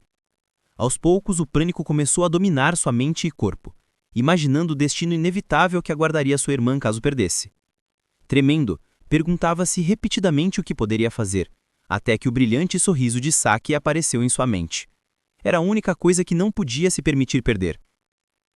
Itami então se voltou para a Senhora Demônio e perguntou se deveria terminar com seu oponente. Ela respondeu sutilmente que não era necessário, apenas deveria fazê-lo se render voluntariamente. Com a ordem confirmada, o herói cravou sua espada no chão com firmeza, deixando-o ali por um momento, e caminhou calmamente em direção ao demônio. Olhou para ele com serenidade e disse que se rendesse voluntariamente, a menos que quisesse ser forçado, erguendo os braços como se propusesse um combate corpo a corpo. Também explicou que não desejava um confronto tão bárbaro. No entanto, Kim tinha suas próprias razões, e não podia se permitir perder a luta. Ao olhar para frente, a imagem de Saki continuava a aparecer em sua mente como um lembrete constante de tudo pelo que lutava. Naquele momento, como uma alucinação trazida pela pressão do combate, ouviu uma voz familiar. A silhueta de seu pai surgiu atrás, com a inseparável régua na mão, dizendo friamente que nem mesmo a reencarnação havia mudado nada. Segundo ele, a ideia de que havia melhorado nessa nova vida era apenas uma mentira reconfortante que Kim havia contado a si mesmo. Afinal, um perdedor sempre seria um perdedor. Apesar de todos os esforços, Kim ainda era o mesmo garoto fraco, agora recebendo em silêncio uma brutal surra dos punhos nus de Itami, que quase o derrubava ao chão com um golpe direto na cabeça, deixando-o semi-inconsciente. Itami o levantou novamente, preparando-se para finalizá-lo. No entanto, ao ver de perto o rosto do demônio, sua mão parou. Havia algo naquela expressão pateticamente vazia, algo extremamente familiar. Pela primeira vez desde o início do combate, Itami hesitou.